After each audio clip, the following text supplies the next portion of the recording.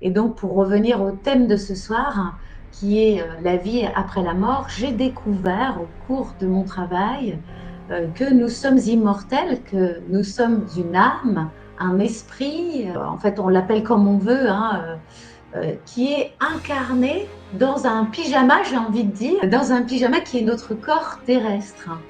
Et donc, lorsque j'ai compris cela, après, vous allez voir de multiples tentatives de résistance parce que j'ai grandi dans un milieu où tout ça, ça n'existait pas. Et d'ailleurs, c'est un peu aussi pour cela que ma vie n'avait pas de sens.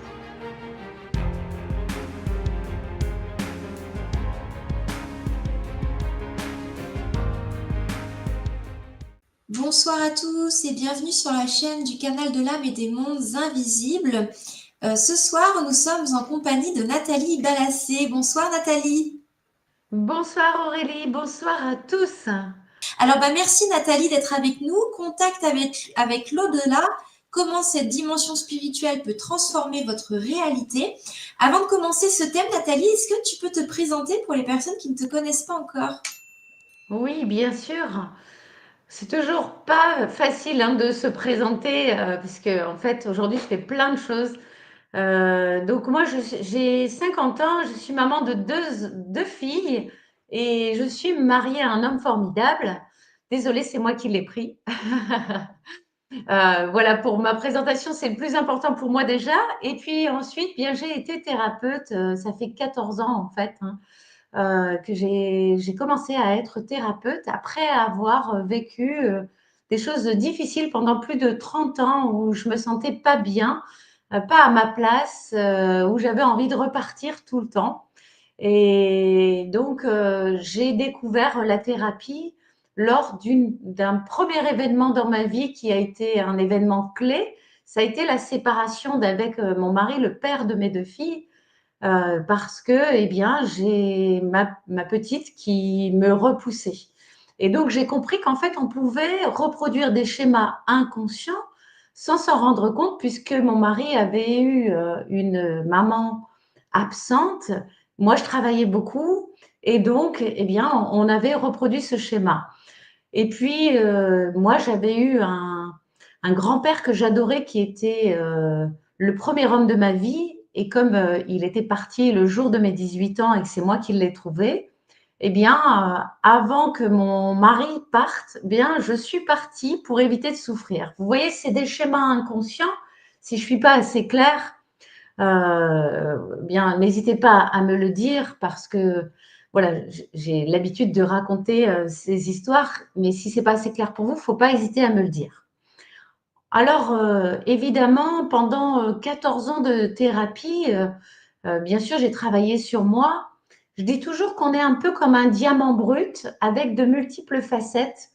Et moi, j'avais toutes les facettes encrassées, j'ai envie de dire. Toutes les facettes ne voyaient pas la lumière. J'ai travaillé sur moi et à chaque fois que je nettoyais une facette, il y avait de la lumière qui passait un peu plus. Bonjour du Québec aussi, je vois. Et donc, il y avait d'autres facettes au fur et à mesure. Il y avait de plus en plus de lumière et j'ai envie de dire aujourd'hui que j'ai travaillé pas mal et je crois que c'est le travail d'une vie. On n'est jamais arrivé. Donc, il y a toujours du travail sur soi. Mais au fur et à mesure où on travaille sur soi, eh bien, on va développer des capacités.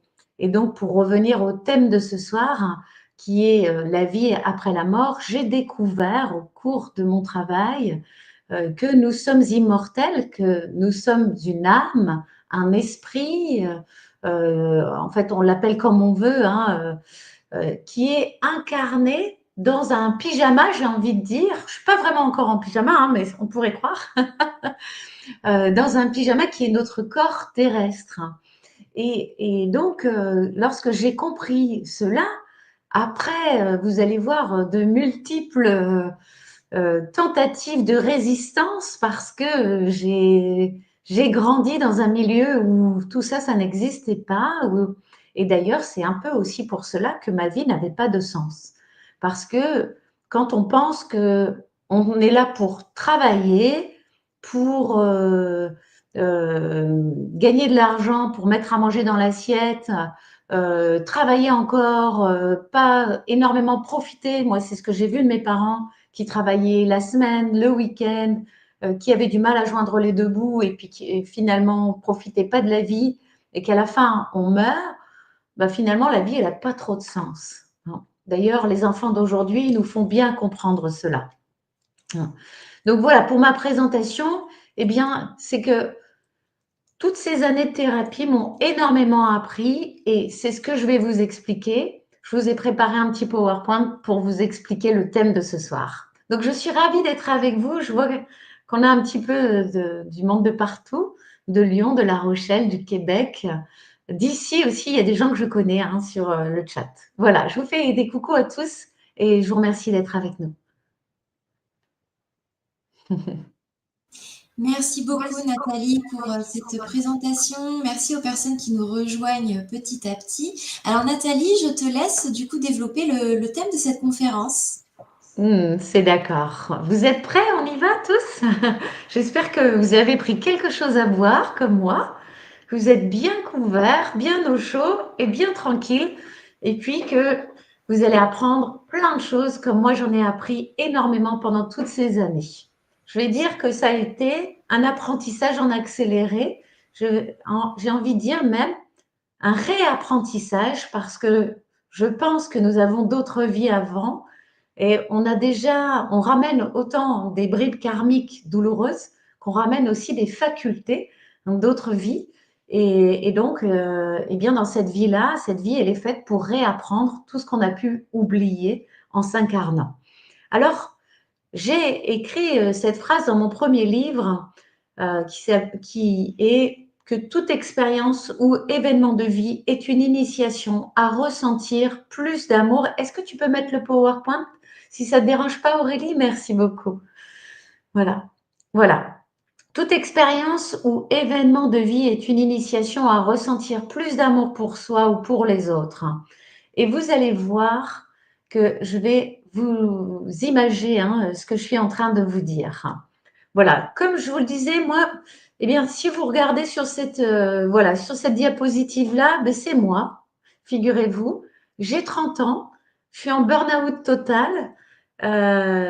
Donc, je suis totalement sceptique, agnostique, non croyante. Euh, je suis même défavorable d'ailleurs aux religions. Pourquoi? Parce que je me dis que ça a causé beaucoup de morts et donc voilà, je ne crois en rien du tout à part boulot, métro, dodo, boulot, métro, dodo. Voilà. Et j'ai eu 2 déclics importants avec un troisième qui a été une maladie grave. Alors, je vous ai parlé d'un premier déclic. Je ne vais pas tout vous décrire parce que je n'aurai pas tout le temps, mais la maladie, ça a été un déclencheur, un accélérateur, j'ai envie de dire, de l'apprentissage. Souvent, on pense que la maladie, c'est un malheur qui nous tombe dessus. C'est ce que j'ai pensé moi aussi, figurez-vous. Et quand j'ai vu que finalement j'étais résistante à tout traitement, que j'avais l'ordonnance pour le fauteuil roulant, et ce soir-là, j'ai décidé de guérir. C'est d'ailleurs comme ça que s'appelle mon livre, Le jour où j'ai décidé de guérir. Eh bien, petit à petit, comme je ne pouvais pas dormir puisque j'avais des douleurs partout, j'avais une spondylarthrite ankylosante pour les personnes qui nous regardent et qui ne me connaissent pas, je passais 10 à 15 jours sous morphine par mois. J'ai été reconnue à plus de 80% handicapée par la sécurité sociale. Je ne pouvais pas m'occuper de mon deuxième bébé. J'avais déjà une fille de 5 ans et demi et je venais de mettre au monde une petite fille qui avait quelques mois lorsque j'ai eu l'ordonnance, elle avait 8 mois, lorsque j'ai eu l'ordonnance du fauteuil roulant. Et c'est la nourrice qui s'occupait d'elle parce que, bah, évidemment, vous comprenez bien que sous morphine, vous ne pouvez pas vous occuper de votre enfant. Le jour où j'ai décidé de guérir, eh bien, j'ai décidé de faire confiance. Déjà, j'avais fait la promesse à mon mari que j'allais guérir. Je ne savais pas ce que j'allais devoir faire, je ne savais pas combien de temps ça allait prendre. Par contre, je lui ai fait cette promesse et quand je fais une promesse, je la tiens. Et donc, j'ai tout mis en œuvre pour guérir. Et je dois dire qu'aujourd'hui, avec le recul, je sais que j'ai été guidée. Parce que vous savez, quand on pense qu'on a une idée, On dit d'ailleurs, ah tiens, j'ai eu une idée, comme si ça avait atterri dans notre cerveau, et c'est vraiment ça. C'est quelque chose qu'on nous a soufflé. Et je pense que nous sommes tous guidés, et vous allez le voir, je vais vous en parler. Et donc, eh bien, dès que je me suis mise sur la bonne voie, c'est-à-dire la voie de la guérison, sans compter sur qui que ce soit, et je dis pas que c'est ce qu'il faut faire, je dis juste que je l'ai fait pour moi, eh bien, les réponses sont arrivées. Bon, j'ai mis 8 ans pour guérir, c'est pas rien. Aujourd'hui, ça fait 4 ans que je n'ai plus aucune douleur, ni le jour ni la nuit. Je suis très en forme, je vais très très bien. Voilà, je suis totalement guérie. Et tout au long de ce parcours, j'ai appris des tas de choses. Bon, ça, j'en parle dans d'autres conférences. Cette conférence-là, je vais vous en parler. Je vous en parle aussi parce que je suis allée voir en 2018, donc en 2012, j'ai l'ordonnance pour le fauteuil roulant. En 2018, je suis allée voir des guérisseurs philippins. Parce que les guérisseurs, pour moi, c'était, vous savez, en fait, quand vous êtes malade et que vous voulez guérir, vous essayez tout. Vous êtes prêt à tout. Et donc, je me disais, ben, je pense qu'il y a de très grands guérisseurs sur Terre et donc je veux aller les voir.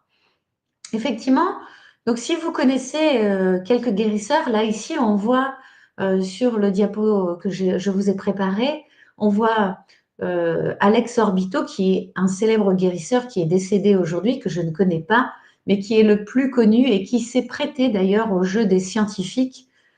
C'est un des seuls guérisseurs qui a accepté d'être filmé, d'être testé, voilà, de faire tout un tas d'expériences. Et donc, par exemple, bien avec un placebo, il y a 20% de guérison. Sur le groupe test sans aucun traitement, ben, il n'y avait pas de guérison. Et avec Alex Orbito, il y avait 80% de guérison. Donc vous allez me dire, oui, il y a 20% quand même qui guérissent pas. Oui, c'est vrai, mais 80% par rapport à 20%, ben, c'était déjà énorme. Et donc, je me suis dit, bah, je vais aller voir des guérisseurs. Donc, effectivement, je suis allée voir des guérisseurs. Là, vous en voyez 3, j'en ai vu plusieurs. J'ai vu, on voit ici Aurélia Ventura, qui est une fameuse guérisseuse. J'ai vu Alan à côté, qui est avec moi aussi. Et puis, j'ai vu Esther Bravo. J'ai pas retrouvé de photo avec elle, je sais pas pourquoi, parce que bon, voilà, j'ai pas réussi. J'ai pas retrouvé mon disque dur où j'ai les photos, mais c'est pas grave. Et, euh, et donc, je suis allée les voir en 2018, en 2019. Les guérisseurs, alors vous me croyez ou pas, je ne suis pas là pour vous raconter des sornettes, mais vous avez le droit de ne pas me croire, tellement ça paraît incroyable. Mais je vous fais part de mon expérience et après, eh bien, vous jugerez par vous-même. Euh, c'est des guérisseurs, vous voyez, comme Alex Orbito, là, qui opère une personne à main nue. C'est-à-dire qu'il n'y a pas d'anesthésiant, on ne prend pas de produits style ayahuasca ou drogue ou autre chose, on n'a rien du tout. On fait juste des prières ou une sorte de méditation avant. Et puis ensuite, ben, il rentre sur un point d'acupuncture dans notre corps. Le sang coule, ça s'ouvre sous leurs doigts et ils vont retirer les tissus pathologiques. Pourquoi je vous parle des guérisseurs philippins alors qu'on est dans un sujet sur la vie après la mort? Ben, tout simplement parce que les guérisseurs, quand vous les interrogez et que vous leur dites mais comment vous faites ça? Parce que vous voyez, ça défie tout ce qu'on croit, tous nos schémas de pensée. Hein. Il n'y a pas de scalpel, ils n'ont pas les ongles longs, ils n'ont pas de bague, ils n'ont rien du tout, puisque vous voyez, bon là, là ils ont des manches, mais la plupart du temps, bah, ils n'ont pas de manches du tout parce qu'il fait tellement chaud. Il fait entre 36 et 37 degrés aux Philippines. Donc, en fait, bien, ils n'ont absolument rien et pour autant, ils arrivent à rentrer dans le corps sans simplement en ayant canalisé des entités guérisseuses. Des entités guérisseuses qui, pour certains, comme Aurélia, elle dit canaliser, et d'ailleurs Esther aussi, canaliser l'énergie de Jésus. Hein, et parce qu'ils sont très catholiques, hein, pour Alan c'est pareil, hein, c'est l'énergie de Jésus, de Marie, qu'il canalise et il rentre comme ça dans le corps des personnes et ils retirent les tissus pathologiques. Et donc voilà, eux, en fait, vous voyez, le gros avantage qu'ils ont et leur enseignement que j'ai tiré des fois où j'y suis allée 3 années aux Philippines, parce que j'y suis retournée en ce début d'année. Eh bien, non seulement ils ont la foi en des êtres de lumière, que ce soit Jésus ou peu importe. Je crois que en fait, les êtres de lumière, c'est en fonction de nos croyances qu'ils se manifestent. Et ils se posent pas la question de est-ce qu'ils peuvent le faire ou pas, et c'est pour ça qu'ils le font. Et ça, je dois dire que c'était un apprentissage incroyable pour moi, parce que nous, enfin, en tous les cas, moi, je vais parler pour moi, on se pose trop de questions. On se pose tout le temps des questions. Aujourd'hui, je suis formatrice, je forme à des techniques de thérapie brève, et je le dis sans arrêt à mes élèves, vous vous posez trop de questions. Faites confiance, écoutez les messages que vous délivre la personne qui est en face de vous, et puis que vous délivre l'âme de cette personne. Parce qu'en fait, quand on se connecte à l'autre, eh bien, on a toutes les informations. Et ça, c'est incroyable. Et on peut aller défaire des schémas de croyances, des mémoires oubliées d'une autre vie, d'ancêtres, intra-utérines, de ce qu'on a vécu dans le ventre de maman. On peut aller défaire tout ça très facilement en faisant parler l'inconscient et en s'aidant des êtres de lumière. Voilà. Donc, j'espère que c'est assez clair. Surtout, n'hésitez pas à le dire dans le chat. Si vous avez les moindres questions, vous pouvez aussi les poser. Il n'y a aucun problème.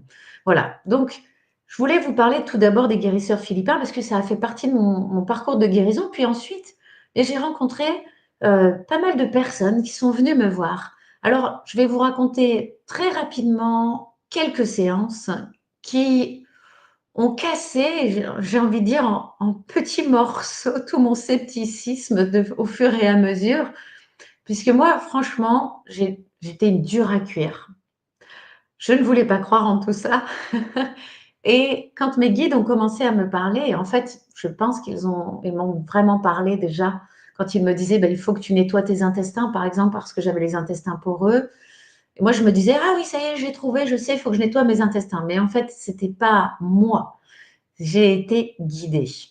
Et, et comme j'arrivais pas à croire que c'était eux qui me guidaient, ils sont apparus, j'ai envie de dire, pendant les consultations. Par exemple, j'ai reçu Stéphane un jour, donc qui est arrivé dans mon cabinet. Et Stéphane, lui, quand il a passé la porte, il était plutôt triste. Il avait perdu son papa. Et il commence à me dire, écoutez, vous allez me prendre pour un fou, mais je vais vous raconter quelque chose. Le jour des obsèques de mon papa, je dormais chez ma maman et ma sœur aussi. On dormait dans 3 chambres différentes et à 3 heures du matin, eh bien, ça a frappé aux 3 chambres, alors qu'elles n'étaient pas l'une à côté de l'autre et ça a frappé en même temps. Et personne s'est levé, tout le monde est resté couché et a compris. J'ai dit: «Ah bon, vous avez compris quoi?» On pense que, c'est notre papa qui est venu frapper». Je lui dis: «Oui, c'est certainement ça, vous avez raison». Et d'un seul coup, en même temps qu'on parle, la température de la pièce dans laquelle on était, donc dans mon cabinet, eh bien, diminue. C'est comme si d'un seul coup, c'était en plein hiver, on s'était mis dehors, on sentait le froid qui tombait sur les pieds, les jambes, la tête, les bras. Et donc, moi, je me lève en me disant, bon, le chauffage s'est arrêté, je ne sais pas ce qui se passe. Et je regarde la température, elle était à 21 degrés, tout allait très bien. Donc, mes guides me disent, à ce moment-là, en fait, j'entends une voix qui dit, il faut que tu fasses monter le défunt. Et moi, je leur dis, ah non, non, non, moi, je ne suis pas du tout d'accord, je ne suis pas prête à faire ça du tout. Jusqu'à présent, je ne l'avais jamais fait. À chaque fois que je tombais sur quelqu'un qui avait un défunt chez lui ou qui était parasité par un défunt ou autre chose, je l'envoyais chez quelqu'un d'autre. Et là, il me dit, c'est toi qui dois le faire.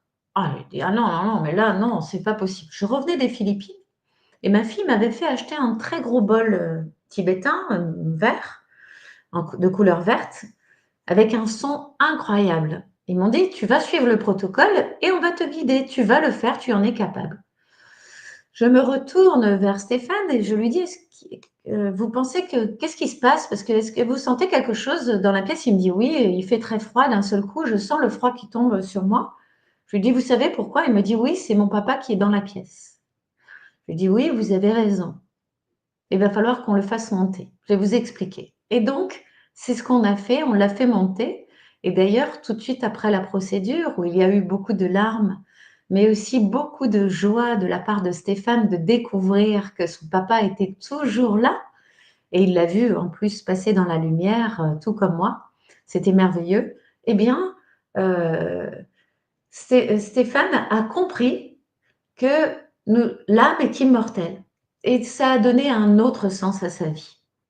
Voilà, ça c'était la première consultation après, juste après les Philippines où j'ai fait, monter quelqu'un. Ensuite, j'ai eu une infirmière qui est venue me voir, et elle me dit: «Vous allez me prendre pour une folle». C'est rigolo parce que ça commence toujours comme ça.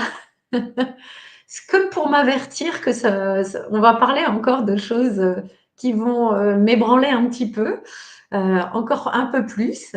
Et elle me dit: «Voilà, vous savez, en fait, on a accueilli, au CHU où je travaille, une dame, qui était souffrante, très âgée, et cette dame, en fait, dans la nuit, mes collègues, elles sont passées, ça allait, elles ont vérifié les constantes, tout allait bien, mais le matin, quand on est arrivé avec ma collègue, elle était décédée».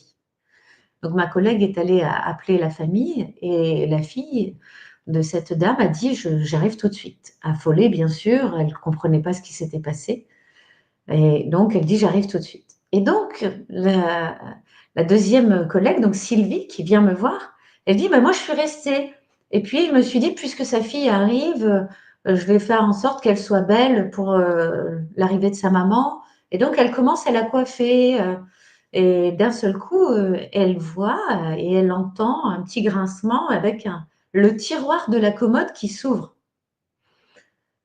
Et là, elle a le cœur qui se met à battre, et avec violence, elle referme le tiroir et elle entend d'ailleurs un bruit métallique à l'intérieur du tiroir, mais elle a eu tellement peur qu'elle voilà, ça a été machinal, c'est un réflexe. Mais elle voudrait sortir de la pièce, mais elle ne le peut pas. Elle dit: «Je suis retenue par une force bienveillante, douce, mais je ne peux pas me sortir. Pourtant, j'ai tellement peur, j'aimerais vraiment sortir». Et elle continue, elle reste un peu prostrée comme ça devant cette dame, et d'un seul coup, le tiroir se réouvre tout doucement. Et là, elle jette un œil dans le tiroir et elle voit l'alliance de la patiente. Alors elle prend l'alliance et elle la met à son doigt, et ensuite elle referme le tiroir. Et là, elle dit: «Je sens que ce qui me retenait, l'emprise se défait doucement, et je ne suis plus obligée de rester dans la pièce. Pour autant, je reste quand même parce que je me dis: "La fille va arriver". Elle continue de bien apprêter, la dame pour qu'elle soit belle, pour que quand sa fille va arriver, et après elle s'en va». Et donc elle me dit: «Voilà, je voulais vous le dire, qu'est-ce que vous en pensez, Nathalie?» Bah, je dis: «Elle voulait juste avoir son alliance pour partir avec». Elle me dit: «Vous savez, depuis», et donc elle se met à pleurer, elle me dit: «Vous savez, depuis, je ne dors plus la nuit. Ça a tellement remis en question tout ce que je pensais, j'arrive pas à y croire, et ça me fait du bien de vous entendre dire ça parce qu'en fait, je me dis que je suis pas folle et que, ben, en fait, ça existe». Voilà. Donc j'espère que vous dormez pas, que vous êtes encore là avec moi. N'hésitez pas à le dire dans le chat. J'espère aussi que, ce que vous entendez, eh bien, ça vous permet de comprendre certaines choses. C'est du vécu. C'est vraiment ce que j'ai vécu, dans ma clientèle. C'était incroyable. Je vais vous raconter une troisième parce que je pense que j'aurais pas le temps, si on veut passer à la pratique, de tout vous expliquer, mais celle-ci, elle est assez incroyable. Vous allez voir, en fait, Élodie arrive, alors j'ai changé tous les prénoms, vous m'en voudrez pas, mais comme je suis tenue au secret professionnel, voilà. Je voudrais pas qu'elles soient reconnues, ces personnes. Élodie arrive dans mon cabinet et elle me dit: «Je voudrais arrêter de fumer». Et moi, je lui dis toujours: «OK».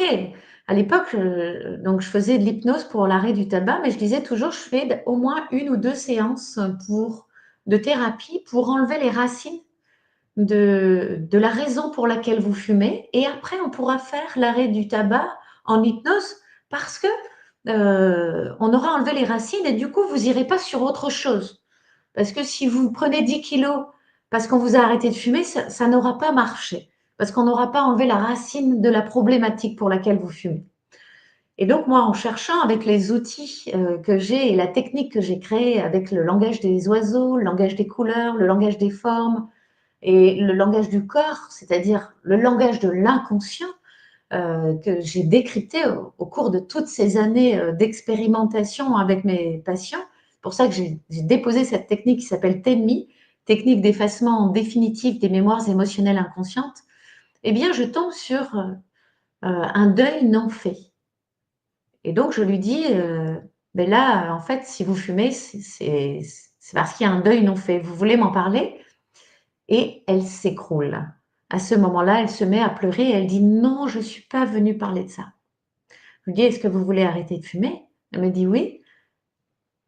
Je lui dis: «Vous comprenez que c'est la raison pour laquelle vous fumez et vous savez que vous êtes accueillis dans la bienveillance, dans le non-jugement, vous êtes en sécurité ici et vous pouvez tout me raconter». Et là, elle commence à me raconter son histoire et vous allez voir que c'est passionnant. Elle me dit que, quand elle avait, 14 ans, elle avait un petit frère de 4 ans pardon, à l'époque, donc elle est de 10 ans son aînée et elle a un papa alcoolique. Déjà, quand il était tout bébé, elle le prenait dans ses bras, elle faisait le tour de la table pour éviter que son papa, qui devenait violent avec l'alcool, touche à son petit frère. Bref, c'était un peu la petite maman de son frère. Mais son frère, à 4 ans, va développer un cancer.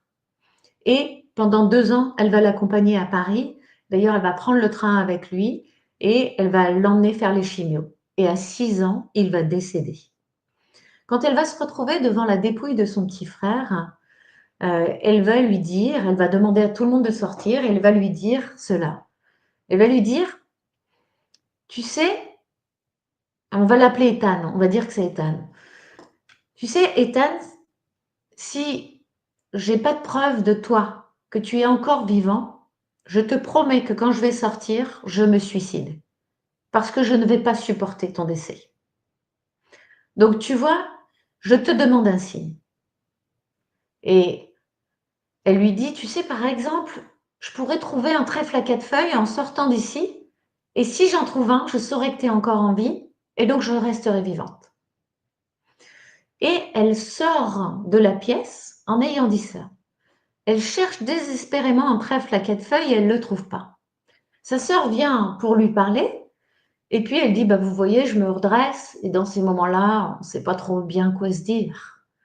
Et elle dit: «Je tourne négligemment la tête au moment où ma sœur me dit quelque chose, et là, qu'est-ce que je vois? Un trèfle à 4 feuilles». Et donc, elle dit: «J'ai pris ce trèfle à 4 feuilles, je l'ai gardé, bien évidemment, je l'ai encore». Et elle dit: «J'ai un fils aujourd'hui. Et ce fils, bah, je l'ai appelé Ethan». Donc, le même prénom que son petit frère. Et elle dit: «En ce moment, je suis en train de passer une période difficile. Et donc, la dernière fois, je suis allée sur la tombe de mon petit frère et je lui ai parlé à nouveau. Et je lui ai dit: "Tu sais, j'ai donné le même prénom que toi à mon fils. Il a aujourd'hui 6 ans, mais alors il a le même caractère que toi. J'ai l'impression de te voir à travers lui. Par contre, c'est difficile pour moi en ce moment, j'aurais besoin d'un signe de ta part. Par exemple, tu pourrais faire venir un papillon qui se poserait sur mon genou." Et elle continue de lui parler, et à un moment donné, il y a un papillon noir et rouge qui arrive et qui se pose sur la tombe. Et là, elle repart en disant: «Ce n'est pas le signe que j'ai demandé». Donc, elle s'en va. Le lendemain, elle me dit: «Vous allez me prendre pour une folle. Ça vous rappelle quelque chose?» Je lui dis: «Non, vous inquiétez pas, je commence à avoir l'habitude. Je ne vais pas du tout vous prendre pour une folle. Donc, vous inquiétez pas, parlez». Elle me dit: «Je vous assure, Nathalie, que c'est vrai. Le lendemain, mon fils, il fait beau, mon fils joue dehors, moi je suis en train de cuisiner. Les portes-fenêtres sont ouvertes de la maison et d'un seul coup, j'entends mon fils hurler: "Maman, viens vite me voir, dépêche-toi, viens vite!"» Et elle dit, mais mince, il lui est arrivé quelque chose, elle court vite. Et là, elle dit, Nathalie, mes jambes se sont coupées. Le papillon noir et rouge était sur le doigt de mon fils. Elle dit, d'ailleurs, elle saute vite du siège de consultation, elle va chercher son portable, elle dit, regardez, je l'ai pris en photo. Elle me montre les photos, elle remonte sa manche et elle dit, regardez, je me le suis fait tatouer ici. Je lui dis, d'accord, qu'est-ce que vous en avez déduit? Elle me dit, je sais pas. Je lui dis, pardon, vous savez pas quoi? Elle dit, je sais pas. Je lui dis, vous savez pas quoi? Elle dit, je sais pas ce que ça veut dire. Et je lui dis, excusez-moi, mais si vous savez pas, personne ne peut savoir. Parce qu'avec toutes les preuves que vous avez eues, quand même, votre frère, il a fait exactement tout ce que vous lui avez demandé. Donc, il vous dit bien qu'il est encore vivant de l'autre côté. Elle avait besoin de l'entendre de la part de quelqu'un d'autre. À partir de ce jour-là, ça a changé toute sa vie. Après, elle a arrêté de fumer et ça a été génial. Donc voilà, je ne pourrais pas vous dire tout ce que j'ai vécu parce qu'il y a encore plein d'autres choses que j'ai vécues. Puis il y en a même qui ne sont pas encore là, mais qui seront dans mon livre qui va sortir bientôt, dès l'année prochaine. Donc voilà, je raconte absolument tout ça. Et ce que je voudrais, c'est avancer pour vous faire comprendre les messages de l'au-delà, les messages du monde de l'invisible, des guides qui sont là pour nous. Alors, vous savez, je vous l'ai dit, j'étais très cartésienne. Voilà tous les livres que j'ai lus sur l'au-delà. Absolument tous les livres. Alors, vous voyez qu'il peut y avoir la Bible, etc. Parce que dans tous les livres religieux, on parle de la vie après la mort, bien évidemment. Hein. Et donc, moi, j'ai eu besoin de comprendre. Alors, il y a plein de gens qui me disent, prouvez qu'il y a une vie après la mort. Et moi, maintenant, j'ai envie de leur dire, prouvez-moi qu'il n'y a rien après la mort. Parce que des preuves, il y en a par millions. Et même classées aux États-Unis. Hein, d'ailleurs, le livre du docteur Christophe Forêt, Cette vie et au-delà, répertorie toutes ces preuves qu'il y a aux États-Unis qui parlent d'EVF, d'expérience de fin de vie, de contact avec un défunt, de plein d'expériences en fait. Tout ça, eh bien, vous pouvez le trouver dans ce livre. Il explique qu'il y a 11% de la population mondiale, vous entendez bien, qui a fait une expérience de mort imminente. 67% chez les enfants, oui, parce que eux, ils ont moins de filtres que nous et le mental est moins présent, contre 15% chez les adultes. C'est-à-dire 850 millions de personnes sur Terre ont vécu une expérience de mort imminente et en ont parlé. Donc, tous ceux qui en ont pas parlé ne sont pas là. VSCD, c'est le vécu subjectif de contact avec un défunt. 50% de la population parle d'un VSCD. Je vous en ai parlé là à l'instant. Dans tout ça, c'est un vécu subjectif de contact avec un défunt, que ce soit le papillon, parce que les défunts ont la possibilité de nous faire des signes avec des insectes. On va le voir ensuite. Ou alors, ils ont la possibilité de frapper à une porte, comme on vient de le voir, ou de faire sentir le froid pour faire ressentir qu'ils sont là, etc., etc. Les EVF, les expériences de fin de vie, c'est quand les personnes en fin de vie vont voir, d'ailleurs moi ça m'est arrivé puisque je viens de perdre ma très chère belle-mère que j'adorais, ma petite Jeannette, qui voyait les défunts arriver devant son lit. Et elle me disait, mais qu'est-ce qu'il vient faire celui-là là? Pourquoi il s'assoit là? Et moi je disais à la personne que je ne voyais pas, parce que je ne les vois pas toujours, je lui disais, bon écoutez, si vous voulez que je vous fasse passer dans l'au-delà, moi je veux bien le faire maintenant. Il n'y en a pas pour longtemps. Si vous voulez, je vous montre comment passer dans la lumière. Si vous ne voulez pas, vous sortez de la chambre de ma belle-mère parce qu'elle voudrait bien être tranquille. Vous voyez? Voilà. Et puis, hop, elle le voyait se lever et partait. Hein, donc, ou alors il disparaissait quand je les accompagnais vers la lumière. Donc, ça s'appelle une expérience de fin de vie. Et le docteur Christophe Forêt est quelqu'un qui a travaillé avec des personnes en fin de vie, donc il en a observé comme ça beaucoup, et c'est 21% des personnes en fin de vie. C'est aussi des personnes qui ont Alzheimer, par exemple, et qui d'un seul coup vont retrouver la mémoire. Quelques jours avant leur mort, ils vont reconnaître leurs enfants, ils vont se rappeler des prénoms, ils vont les accueillir comme si tout allait bien. Alors que c'est parce que il y a la fin de vie qui arrive. La mort, ça veut dire l'âme hors, en dehors du corps, hein, dans le langage des oiseaux. Et puis les souvenirs de vie antérieure, il y a eu donc par le docteur Jim Trucker qui est un docteur américain qui a étudié et validé 2500 cas d'enfants qui ont relaté des souvenirs d'une vie antérieure. D'ailleurs, ça fait partie des cas que je ne vous ai pas développés. J'ai eu, moi aussi, dans ma clientèle, un enfant qui se souvenait de sa vie d'avant, hein, et qui était parfaitement capable de d'écrire sa maman, son prénom et de dire ce qu'elle faisait comme métier. Donc vous voyez, et il disait à sa maman d'ailleurs, je veux ma maman d'avant. Voilà. Donc, je l'ai vu moi ça aussi en clientèle. Alors, pourquoi certains défunts ne montent pas? Parce que dans mes expériences, j'ai aussi retiré parfois des entités, on va les appeler comme ça, ce sont des défunts qui ne sont pas montés. Eh bien, il y a plusieurs raisons. Tout d'abord, la première raison, j'ai envie de dire, c'est parce qu'ils n'ont pas compris qu'ils ont quitté leur corps. Soit il y a eu un accident brutal, et donc tellement violent qu'ils n'ont pas compris qu'ils étaient décédés, ou bien ils sont morts alors qu'ils étaient dans le coma, et là, eh bien, ils n'ont pas compris non plus qu'ils étaient morts, ou bien ils étaient sous l'emprise d'une dépendance, hein, que ce soit drogue ou alcool, ou bien encore ils ont un message à délivrer à leur famille, ou bien ils sont retenus par la famille parce qu'il y a trop d'émotions, de tristesse, de colère, de voilà. Ils se sont alourdis par ces émotions et donc ils ne montent pas. Hein. Voilà.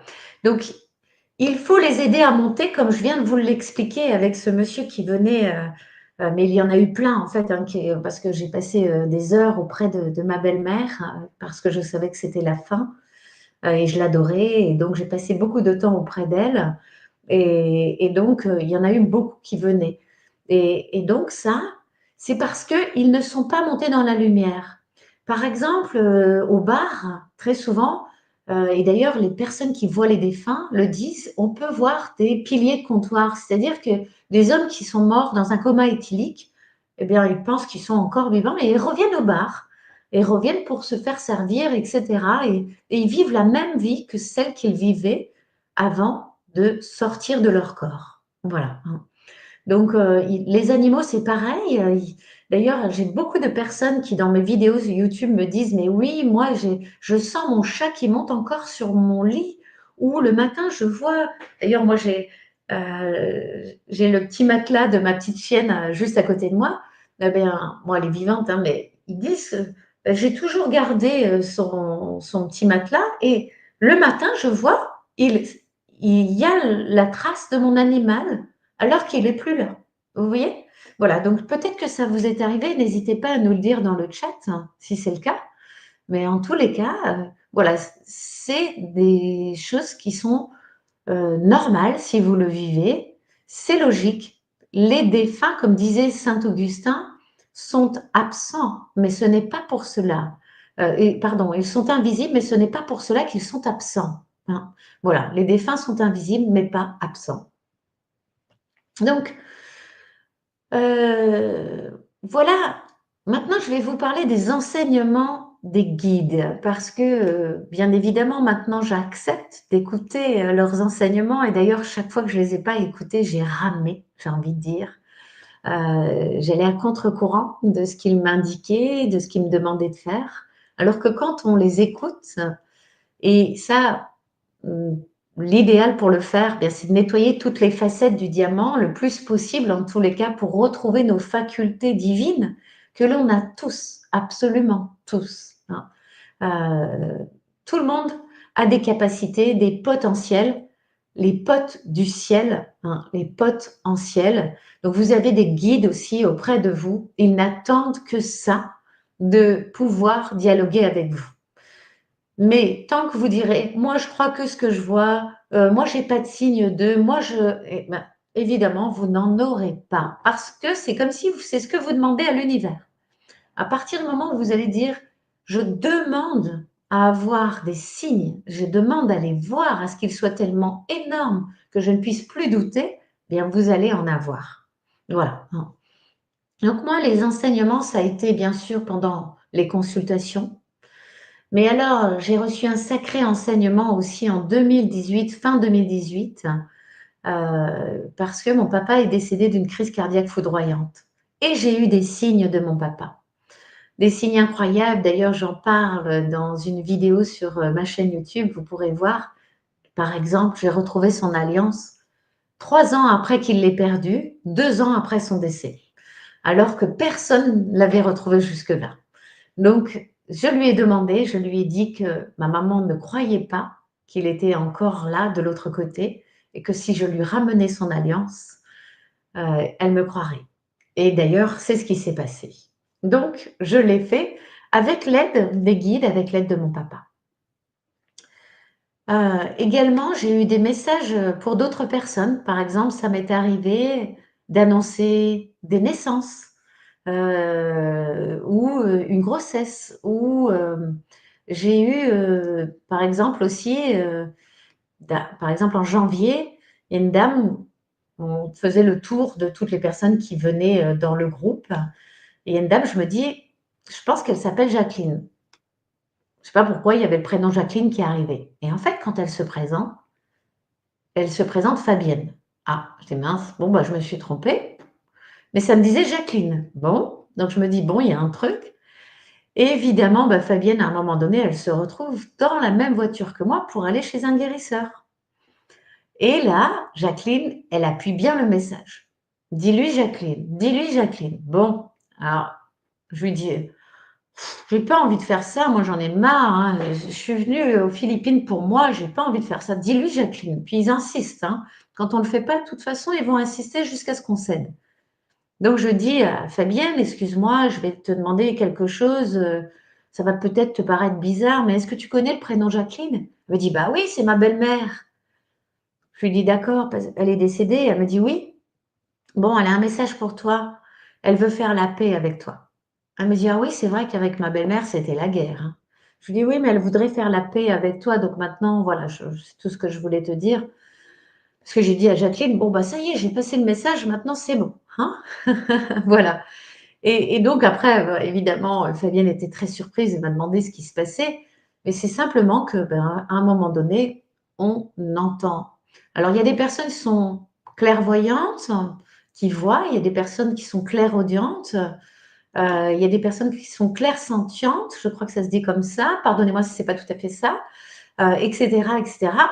Ben, en fait, moi, j'ai envie de dire que des fois je ressens, des fois j'entends, des fois je vois. Voilà, voilà. Et puis en plus, j'ai appris dernièrement l'écriture automatique et donc des fois j'écris. Voilà. Donc il y a aussi, voilà, l'écriture automatique qui peut beaucoup nous aider. Par contre, il faut absolument être bien formé et ne pas faire n'importe quoi, parce que bon, j'ai payé un peu les pots cassés au début quand j'ai commencé. Voilà, hein. Alors, comment les défunts entrent-ils en contact avec nous et pourquoi? Eh bien, ils peuvent entrer en contact avec nous en mettant des plumes sur notre passage, avec les lumières, par exemple. Moi, quand ma belle-mère, quand je discutais avec elle, et qu'elle semblait avoir, perdu, la tête pour certains, moi, elle avait, des discours, très clairs et je lui avais dit: «Tu sais, quand tu monteras là-haut et que tu seras arrivé, tu me le feras savoir et donc s'il te plaît, fais-moi signe avec les lumières». Et beh, j'ai eu plusieurs signes. Donc déjà, j'étais en formation, j'étais en train de donner une formation et les lumières se sont éteintes et rallumées, plusieurs fois et j'ai dit: «Excusez-moi, mais comme je viens de perdre ma belle-mère, c'est elle qui me fait signe». Donc j'ai souri et j'ai dit: «Je te remercie». Et puis aussi, on a une lumière à la maison qui fonctionne plus depuis très longtemps et en fait, comme par hasard, bah, cette lumière, d'un seul coup, elle s'est mise à fonctionner. J'ai montré à mon mari qui lui a du mal avec tout ça, mais qui force de toutes ces expériences, commence à y croire. Et je lui ai dit, regarde cette lumière qui marche plus depuis longtemps. On se dit, ben, la lampe, elle est grillée. Et bien là, elle a fonctionné pendant plusieurs jours. Voilà. Et donc, voilà, j'ai remercié ma belle-mère parce que c'était important pour moi de savoir qu'elle était bien arrivée là-haut. Et puis surtout qu'elle était en paix et dans l'amour. Et c'est ce qu'elle mérite, parce que c'était un ange incarné sur terre. Ils nous font signe aussi les défunts avec les insectes, comme on a pu le voir avec l'histoire d'Élodie. Et puis aussi avec les cœurs. Parfois, vous regardez dans un arbre et d'un seul coup, vous voyez une forme de cœur qui se dessine entre toutes les feuilles tout autour. Ou bien vous baissez la tête alors que vous êtes en train de vous promener et vous tombez sur une pierre qui est enterrée et qui fait la forme d'un cœur grâce à la terre autour, etc. Et ça, je peux vous assurer que pendant les Philippines, j'ai eu des cœurs partout, tout le temps. C'était incroyable. Ou alors on vous apporte un café et puis eh bien la noisette de lait qu'on vous a mis dedans fait la forme d'un cœur et c'est pas fait exprès. Vous voyez, pourquoi ils font ça les défunts? Parce qu'ils veulent absolument que l'on sache qu'ils sont toujours là de l'autre côté. Ils veulent nous faire savoir que la vie continue et que la vie, on se prend trop la tête ici sur Terre, qu'il n'y a vraiment rien d'important, que tout est un jeu et que on soit plus léger, j'ai envie de dire. Qu'on ne se prenne pas la tête pour des sujets qui n'en valent vraiment pas la peine, parce que si on passait de l'autre côté le lendemain, bah, ça n'aurait plus d'importance. Et donc, eh bien, à chaque fois maintenant que j'ai quelque chose qui commence à me prendre la tête, je me dis, bon, et si tu passais demain de l'autre côté, est-ce que ça serait encore gênant pour toi? Est-ce que ça aurait vraiment une importance? Et à chaque fois, c'est, ben non, au final, c'est vrai que ça vaut pas la peine de se faire du mal pour rien. Voilà. Donc ça, c'est vraiment leur message, hein. Également, les messages de l'au-delà, c'est que la Terre, c'est une école. C'est la plus grande des écoles.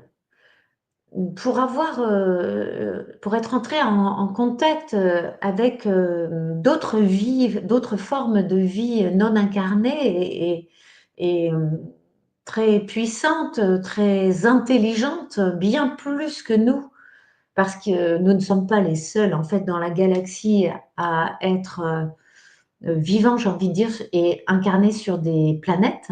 Il y a d'autres formes de vie sur d'autres planètes. Et tant pis si je passe pour une extraterrestre en vous disant ça, mais il y a peut-être des personnes qui seront d'accord avec moi dans le chat. Eh bien, ils me disent que c'est une école la plus difficile, mais aussi celle qui va nous faire avancer le plus. Et que chaque fois qu'on a une expérience de vie douloureuse, il nous appartient, et il n'y a pas de jugement là-dessus, soit de la prendre comme une épreuve et qui va nous affaiblir, et du coup on n'en fait rien et bah, on devra le revivre dans une autre incarnation parce qu'on n'a pas réussi à la dépasser, mais c'est OK. Ou soit de recevoir cette épreuve et de la transmuter, et d'en tirer le message. Par exemple, moi, ma plus grande blessure, celle sur laquelle j'ai eu à travailler le plus, c'est la blessure de rejet et même d'abandon d'ailleurs. Toute mon enfance, je me suis sentie rejetée et il n'y a pas longtemps que je suis totalement en paix avec ça. C'est-à-dire que quand je recevais, par exemple, des messages, durs avec moi, sur, ma chaîne YouTube, quand je parlais de l'au-delà justement, quand j'ai osé enfin en parler, parce que c'était plus possible de me taire, eh bien, j'ai reçu des messages que j'étais un charlatan, qu'il fallait me brûler vive, que je racontais n'importe quoi, et cetera. J'ai failli arrêter ma chaîne YouTube à cause de ça, alors que c'était 3 des messages et le reste, les 97 c'était que des messages d'amour. Eh bien, ça venait toucher à ma blessure de rejet et donc ça m'a permis de travailler ces 3. D'ailleurs, je remercie ces gens-là aujourd'hui parce qu'ils m'ont permis de travailler sur ce qui restait de ma blessure de rejet et après avoir travaillé tout ça, en fait, aujourd'hui, Je veux dire, je m'aime comme je suis, je m'accepte telle que je suis, que l'on m'aime ou que l'on m'aime pas, c'est égal parce que je m'aime comme je suis et voilà, c'est en fait, on peut pas plaire à tout le monde. Il faut le savoir. Parce que quand on veut être aimé de tout le monde, ben, on a tendance à dire oui à tout le monde, à dire non aussi quand on pense oui, et à vouloir faire plaisir à tout le monde pour avoir de l'amour. Et ça, c'est pas juste. On ne peut pas être aligné et on ne peut pas être soi. On porte des masques quand on fait ça. Voilà. Donc, c'est la plus grande école. C'est également, ils sont très, très fiers de nous, nos guides le disent. D'ailleurs, quand on repasse de l'autre côté, ils nous accueillent souvent comme des héros d'avoir réussi, ce passage sur terre et d'avoir réussi à transmuter, des choses pour nous. Ils sont fiers et ils nous encouragent. Également, ils disent que notre croissance sur terre est importante, hein, parce que nous sommes les acteurs de demain pour créer un monde meilleur sur terre. L'amour et le savoir sont immortels, c'est tout ce qu'on va ramener avec nous. Donc, c'est pour ça que ce qu'on doit faire ici, réellement, c'est créer de l'amour. De l'amour pour soi déjà, mais aussi pour les autres. D'ailleurs, c'est leur demande. Les demandes de l'au-delà, c'est quand on passe de l'autre côté, d'ailleurs, toutes les personnes qui ont fait des EMI et qui sont arrivées à ce stade-là, parce qu'il y a plusieurs stades d'EMI, il y en a qui passent juste le tunnel, puis il y en a qui se retrouvent devant un être de lumière étincelant, extraordinaire, d'amour, de bienveillance. Il n'y a pas de mots en fait pour décrire. Et quand on a accédé d'ailleurs à cela en méditation, c'est tellement puissant que c'est vrai que c'est impossible à décrire concrètement. Mais il dit qu'on n'est pas jugé, ils disent qu'on n'est pas du tout jugé, et que les premières questions qu'on nous pose, c'est comment as-tu aimé? Comment t'es-tu aimé? Et aussi, qu'est-ce que tu as fait pour ton évolution? Et qu'est-ce que tu as fait pour les autres? Voilà. La première chose qu'il nous demande de faire, c'est d'abord pour nous, de rentrer dans l'amour de soi. Et donc, la meilleure manière, c'est de travailler nos blessures, hein, de travailler tout ce qui résonne, parce que la vie n'est que le miroir de tout ce qui se passe à l'intérieur de nous. Et donc, ça vient révéler toutes ces mémoires inconscientes, souvent, qui sont là chez nous. Et donc, ça, c'est la première chose à faire. Et une fois qu'on s'aime tel que l'on est, on doit faire pour les autres. Vous voyez? On doit faire en sorte que les autres s'aiment aussi. C'est-à-dire qu'en fait, souvent, moi, dans mes méditations, je vois la Terre avec tous les êtres humains sur Terre qui se donnent la main pour créer comme une vague d'amour et de changement sur Terre. Parce que je suis persuadée que nous sommes des êtres bons. Bien sûr qu'il y a des êtres qui ont vendu leur âme au diable, c'est vrai, mais ils ne sont pas nombreux. La plupart des gens, j'ai envie de dire, colériques ou qui font du mal volontairement aux autres, etc., ce sont des êtres qui n'ont pas travaillé leurs blessures et qui peuvent redevenir, j'ai envie de dire, amour, hein, grâce au nettoyage des facettes du diamant dont je parlais au tout début et qui peuvent redevenir lumineux. Donc, on est hyper nombreux à être des êtres de lumière, à vouloir le bien pour nous, mais aussi pour nos enfants à venir et à pouvoir créer ce monde d'amour. Voilà. Donc, surtout si vous avez des questions, vous n'hésitez pas. Alors, voilà. Qu'est-ce qu'on peut faire pour évoluer plus vite et nous relier à notre nature divine? Est-ce que ça vous intéresse cette question? Eh bien, je viens d'en parler. La première chose à faire, et je dois dire que ça m'a énormément aidée dans ma guérison et j'en ai pris conscience pendant les étapes de ma guérison, c'est de s'aimer. C'est la première étape. Ensuite, d'aimer son prochain et de s'entraider. Également, de lire. c'est indispensable de lire. Parce que quand on ne lit pas, on ne crée pas d'autres connaissances, on ne crée pas d'autres neurones, on n'apprend pas comment se libérer aussi. On peut en fait trouver dans certains témoignages, dans certains livres aussi, des similitudes avec notre histoire et voir des résiliences chez l'autre. Et donc, on peut s'appliquer ses propres résiliences aussi. Vous voyez? Je pense aussi qu'il faut écouter des témoignages de MI pour les recouper, toujours avec un esprit critique, bien évidemment. Vous allez sentir si ça résonne ou pas. Comme là, est-ce que ça résonne pour vous, tout ce que je viens de vous expliquer ou pas? Et si ça résonne, eh bien, c'est parce que vous êtes relié à cela. Si ça ne résonne pas, ne vous en faites pas. Vous avez parfaitement le droit et peut-être que c'est une graine qui sera plantée et qui germera peut-être un jour ou peut-être pas. Mais en tous les cas, vous n'êtes pas là par hasard, ça, c'est une certitude. Également, ce qui aide à évoluer et à nous relier à notre nature divine, c'est la méditation. La méditation, c'est pas quelque chose de compliqué. C'est vraiment quelque chose où on s'arrête. On s'arrête de courir partout parce que quand on court partout, en règle générale, c'est pour éviter de se relier. Hein, et je suis sûre qu'il y a certainement des personnes comme ça dans le chat. On court, on court, on court. On a des activités, des activités, des activités. Et ça, eh bien, ça fait qu'on ne peut pas se connecter puisqu'on est tout le temps en train de penser. Le mental, il parle tout le temps. Alors que quand on s'arrête et qu'on écoute notre respiration simplement, on respire en conscience, uniquement cela. Ça s'appelle aussi de la méditation. Eh bien, on dit d'abord à notre inconscient qu'on est en capacité d'arrêter le mental de tout le temps courir. Bien sûr, c'est un exercice à faire et à répéter. Il y a des fois où on y arrive facilement, puis il y a des fois où on n'y arrive pas. Et c'est pas grave. C'est comme ça. Hein. Également, pour se relier à notre nature divine, c'est de marcher dans la nature. C'est très important, la nature. Tout est vivant. Les arbres ont une âme, les animaux ont une âme, absolument tous les pierres ont une âme.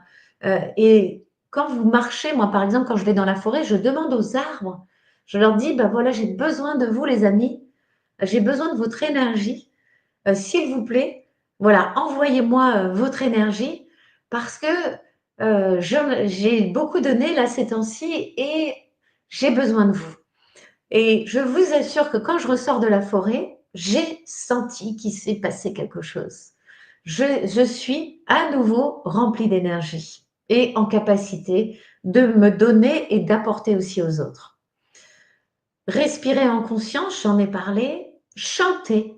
Oui, chanter, ça nous relie à notre nature divine. D'ailleurs, les gens qui ont fait des EMI disent que ce qu'on entend, c'est des musiques absolument sublimes de l'autre côté. Également, écouter des musiques EMI5. Donc, je ne sais pas si vous connaissez, mais c'est Robert Monroe qui a travaillé pour la CIA en sortie de corps, qui allait espionner l'ennemi en sortant de son corps. Son corps était aux États-Unis, il allait espionner les ennemis russes en sortie de corps. Et il a mis au point des musiques qui s'appellent EMI5 et vous pourrez trouver ça très facilement sur n'importe quel dispositif qui distribue de la musique. Ça permet de mettre en harmonie les deux hémisphères cérébraux. Et les personnes qui font des EMI, eh bien, on a pu vérifier que ou les personnes qui rentrent en méditation très profonde et qui se connectent avec l'au-delà, les deux hémisphères sont synchro et en harmonie parfaite. En règle générale, on a un hémisphère qui fonctionne plus que l'autre. Eh bien, si on veut établir une connexion parfaite entre les deux hémisphères, il suffit d'écouter des musiques EMI5 avec des écouteurs dans les oreilles et ça permet de synchroniser les deux hémisphères. Voilà, ça c'est sublime et notamment aussi en méditation. Et bien sûr, il faut avoir de la joie parce que l'au-delà est joyeux. D'ailleurs, je peux vous assurer que les guides, c'est vraiment des petits malins et nous font même des farces des fois. Franchement, des fois, ils me font vraiment rire. Je vous assure, je vis des choses des fois avec les personnes qui viennent en formation. Maintenant, moins parce que je consulte plus, mais j'en ai vu déjà avec la clientèle.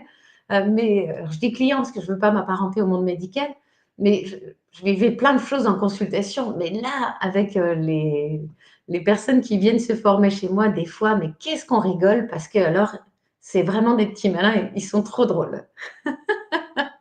Voilà. En fait, les amis, nous sommes un. Vous êtes de nature divine et vous êtes relié au grand tout, même si votre corps physique et la société peut vous faire croire que nous sommes séparés, nous sommes tous reliés à la source, à l'univers, à Dieu, à l'esprit. Vous l'appelez comme vous voulez, peu importe, mais nous sommes un. Vous êtes une partie de moi et je suis une partie de vous. Aurélie est une partie de vous et vous êtes une partie d'Aurélie. Nous sommes tous reliés. Voilà. Donc, je voulais finir cette conférence là-dessus. Euh, si vous avez des questions, n'hésitez pas à les poser. Comment on fait, Aurélie? Est-ce que j'ai le temps de faire une petite pratique? Là, vous avez ici un QR code. Si vous avez envie de le flasher, ben, n'hésitez pas à le faire. Vous tomberez directement sur un lien qui vous donne 4 vidéos pour travailler sur vous, pour vous aider à décrasser quelques facettes de votre diamant. C'est gratuit. Et puis, bah, vous allez tomber sur mon site internet. Voilà. Eh ben, écoute, merci beaucoup Nathalie. Moi, ce que je peux te proposer, c'est qu'on va prendre un petit temps pour faire la pratique que tu proposes. Et juste avant, si tu veux, on va répondre à 2 petites questions, puisque le temps reste limité. Et ensuite, après, on pourra démarrer la pratique et se laisser là-dessus. Qu'est-ce que tu en penses? Ça me va très bien. Avec grand plaisir. Ok, ça marche. Alors, du coup, j'ai une question de Danuta.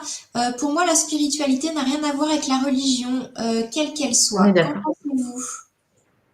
Je suis totalement d'accord. Totalement d'accord. Pour moi, la spiritualité, c'est simplement comprendre que nous sommes une âme incarnée dans un corps et que nous sommes reliés au grand tout, à la source divine. Voilà, pour moi, c'est ça, la spiritualité. Et vous, c'est quoi votre définition de la spiritualité? Hein? Parce que bien, moi, c'est ma définition. Maintenant, voilà, pour moi, ça a rien à voir avec la religion, tout à fait. Je suis tout à fait d'accord avec ça. Mm. Merci beaucoup, Nathalie. Et une dernière question avant la pratique.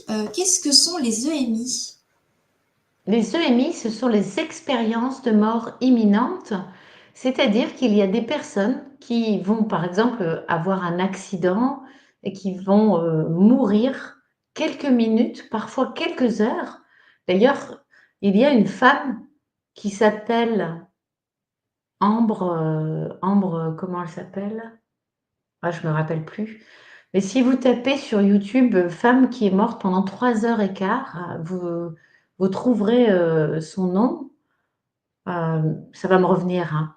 Elle est morte pendant 3 heures et quart. En fait, elle a fait un malaise en pleine rue et les secours, lorsqu'ils sont arrivés, bah, ils ont dit bah, elle est morte, elle n'avait plus de pouls, elle n'avait plus rien. Pendant ce temps-là, elle était sortie de son corps et elle est passée dans un tunnel. Elle a les êtres de lumière qui l'ont accueillie, ses guides, et elle a vu toute sa vie. Elle a eu la revue de sa vie. Et puis, elle a vu un maître de lumière incroyable que certains appelleraient Dieu, que d'autres vont dire bien c'est le créateur, peu importe. En tous les cas, elle a vu cet être divin. Et puis, au bout de 3 heures et quart, en fait, les secours, ils l'ont laissé, ils avaient mis un drap blanc dans la rue, ils l'avaient laissé comme ça en plein soleil. Ils se sont dit, bah, nous, on a faim, c'est pas tout ça, mais bon, on va l'emmener après. Ils sont allés juste à côté, il y avait un petit truc, un petit troquet qui servait à manger. Puis du coup, eux, ils ont l'habitude, ça leur fait rien du tout. Quelqu'un qui est décédé, il y avait le drap. Ils ont dit, bon, bah voilà, on va manger. Et donc, ils mangent. Et puis, ils se sont dit, bon, bah quand même, là, elle est en plein soleil, on va peut-être la rentrer. Ça faisait 3h15 qu'ils l'avaient diagnostiquée morte. Et d'un seul coup, ils ont vu le drap bouger. Et donc, bien sûr, elle n'a pas bougé, elle ne s'est pas levée, hein. Ils ont vu des petits sursauts, des petits frémissements. Ils se sont dit, bah, c'est bizarre, qu'est-ce qui se passe? Et d'un seul coup, donc ils sont venus, ils ont été regarder si elle avait un pouls. Et effectivement, elle avait un pouls. Alors qu'elle a été déclarée morte, réellement morte, depuis 3h15. C'est-à-dire, ils ont essayé de la ramener, hein. Ils ont essayé de lui faire des électrochocs, etc. Ils n'ont rien pu faire. Mais en fait, quand elle est arrivée là-haut, le créateur ou Dieu, ou voilà, la source, je ne sais quoi, lui dit, eh bien, ce n'est pas ton heure, il faut que tu redescendes. Ambre Alexis, elle s'appelle. Merci. Voilà. Vous voyez, j'ai dit, je leur ai dit, envoyez-moi le message. Voilà, ils me l'ont envoyé. Elle s'appelle Ambre Alexis. Eh bien, elle est morte 3h15. D'ailleurs, regardez-là, c'est fascinant. C'est quelqu'un qui a 80 ans. Elle en fait 50. Elle donne des conférences aujourd'hui, je vous assure. Elle fait 50 ans. On dirait jamais qu'elle a 80 ans. Voilà. Donc, voilà ce qu'est une EMI. J'espère que ça répond complètement à votre question. Voilà. Merci beaucoup Nathalie. Et bah du coup, je pense qu'on est prêt pour une petite pratique, si ça te va. Super. Oui, super. Bien sûr que ça me va. Voilà. Alors, on a regardé avant pour vous mettre une petite musique, mais écoutez, on n'a pas réussi, mais c'est pas grave. La musique, vous allez l'entendre dans votre tête, et puis en plus, ce qui est génial, c'est comme ça, vous allez pouvoir entendre la musique qui vous convient le mieux pour cette pratique. Voilà. Alors, moi, je vais me rhabiller un petit peu parce que quand je pratique, ben, j'ai un peu plus froid, parce que je vais vous emmener. Je vais vous demander de vous installer confortablement. Alors, voilà. Non, je regardais si ça mettait la musique, mais non. Voilà. Parce que je sais que je l'avais aussi sur mon... Voilà, mais non, ça ne marche pas. Bon, c'est pas grave.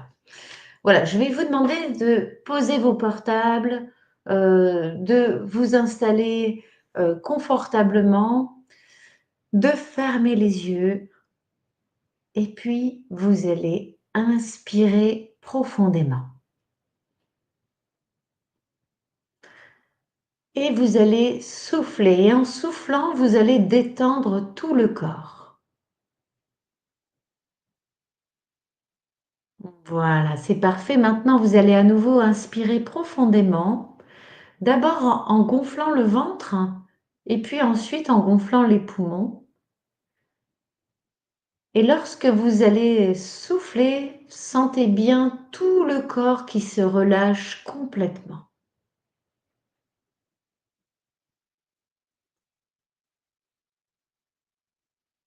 Et puis, une dernière fois, vous allez à nouveau inspirer profondément en gonflant le ventre puis les poumons. Puis vous allez souffler, souffler toutes les idées dérangeantes, tout ce qui vient d'être dit à l'extérieur pour faire le vide à l'intérieur. Voilà, parfait. Vous allez ensuite prendre vos 2 index et vous allez les mettre sur les tempes. Tout en gardant les yeux fermés, vous allez mettre les 2 index sur les tempes. Vous continuez d'inspirer et d'expirer de manière naturelle. Et vous allez faire le vide entre vos 2 index. Vous pensez vide. Je fais le vide. Voilà, petit à petit, vous sentez le vide qui s'installe à l'intérieur de la tête, à l'intérieur de toute la tête, du cou, de tout le corps, des jambes jusqu'en bas des pieds, des bras, des mains, le vide, le vide. Puis tout doucement, vous allez écarter les deux index et vous continuez de faire le vide. Vous les écartez sur le côté et vous continuez de faire le vide entre les index. Le vide. Je fais le vide. Vous les écartez doucement, puis vous allez tout doucement ramener vos mains sur vos jambes tranquillement et le vide est toujours là. Le vide total.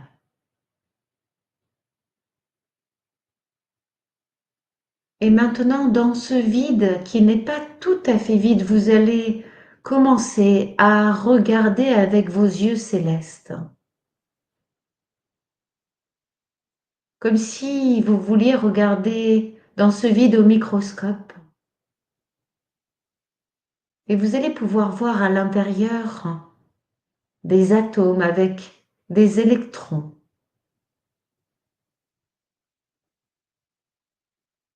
Des noyaux avec des électrons qui tournent tout autour. Le vide. Et plus vous faites cela, et plus vous vous sentez léger, totalement léger, et vous vous élevez. Vous vous élevez de plus en plus haut. Vous vous élevez au-dessus de votre corps physique. Et vous montez tranquillement. Vous montez de plus en plus haut comme aspiré dans un tunnel. Et vous pouvez entendre le silence ou de la musique. Laissez-vous emporter dans ce tunnel qui peut aller de plus en plus vite, de plus en plus fort. Laissez-vous emporter, laissez-vous guider par ma voix, en laissant le corps physique là où il est, sur le siège.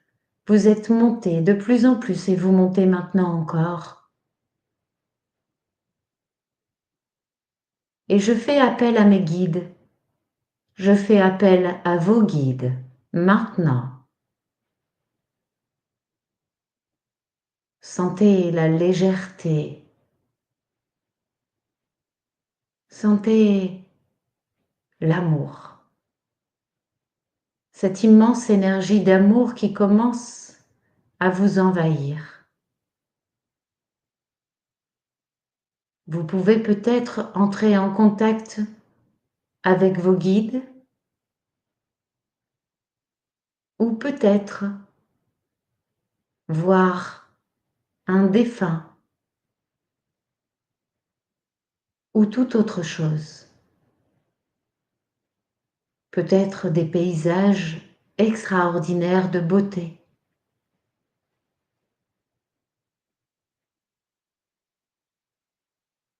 Une beauté incroyable.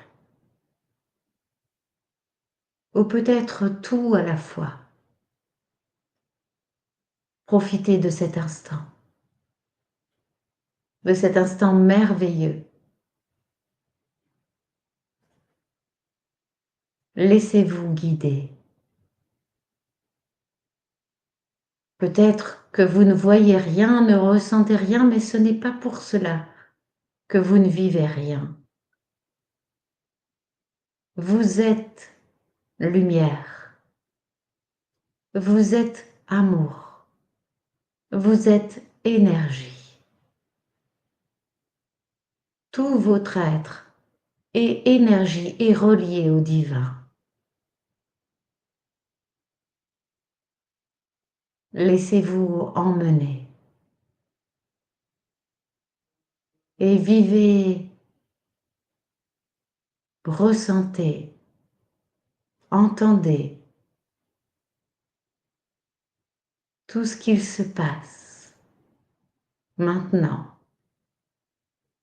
Peut-être que vous marchez dans des paysages somptueux.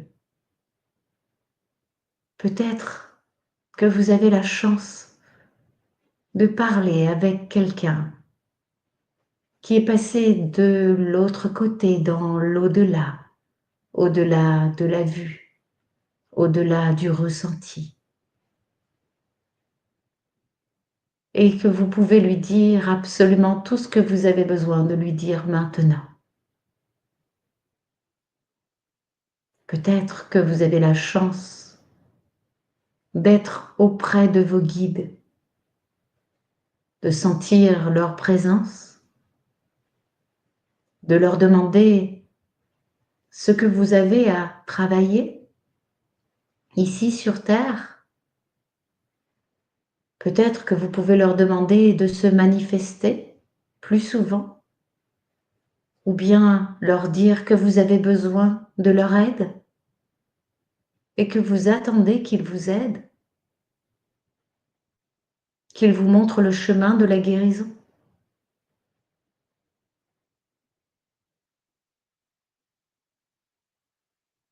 Même si vous ne voyez rien, posez toutes ces questions. Je vais me taire quelques instants pour que vous puissiez profiter de cet instant.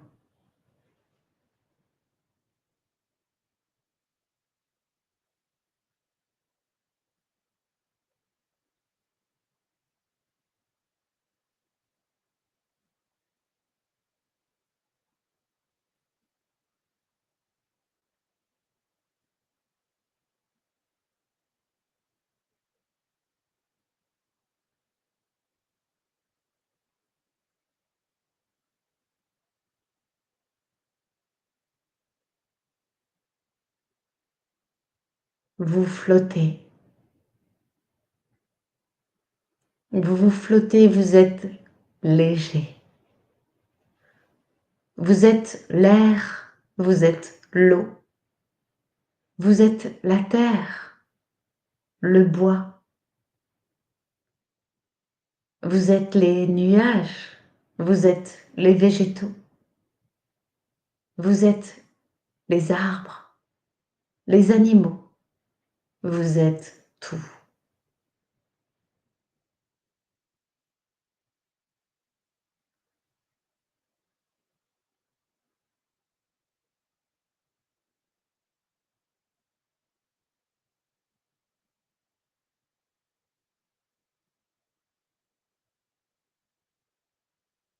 Et maintenant,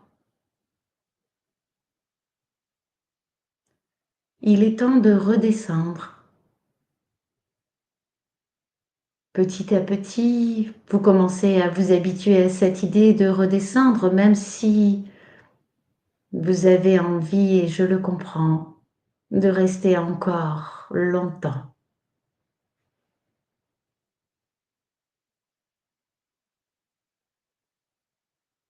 Vous allez commencer à redescendre tranquillement, à redescendre par ce même tunnel dans lequel vous êtes monté,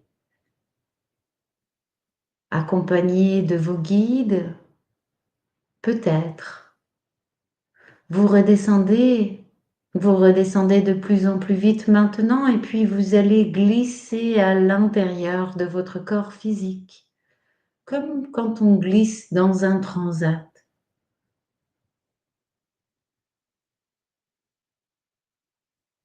Vous revenez les pieds dans les pieds, les mains dans les mains, la tête dans la tête.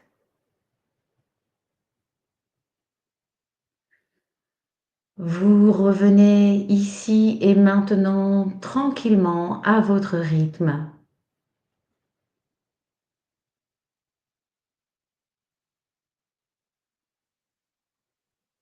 Vous êtes chez vous, vous commencez à sentir les points de contact de votre corps avec la chaise, avec le lit. Et vous allez prendre une grande inspiration. Et vous allez souffler. Encore une grande inspiration. Sentez vos poumons qui se gonflent, le ventre qui se gonfle d'abord, et puis ensuite les poumons et soufflez, et puis revenez ici et maintenant.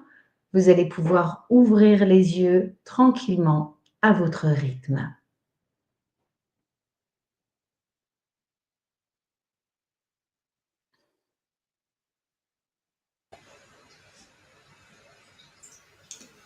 Eh ben, merci infiniment Nathalie pour cette belle méditation, cette belle pratique.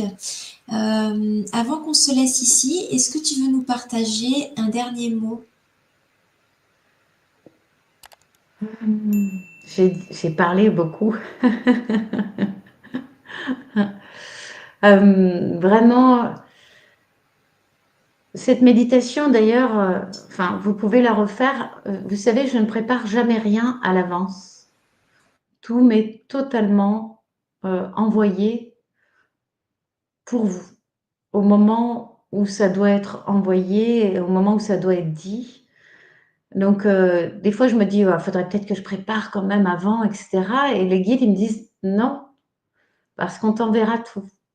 Donc, cette méditation, elle était réellement faite pour vous, vous qui nous regardez en direct, vous qui peut-être allez nous regarder en replay, et aussi pour vous qui aurez envie de la refaire.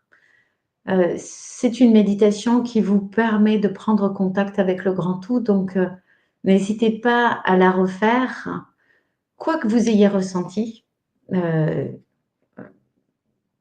Ça va réellement vous aider à prendre conscience que nous sommes tous reliés et que nous sommes tous un. Voilà ce que je peux dire. Et que nous sommes amour. Merci beaucoup Nathalie, merci à toutes les personnes qui ont été présentes et puis qui ont posé leurs questions.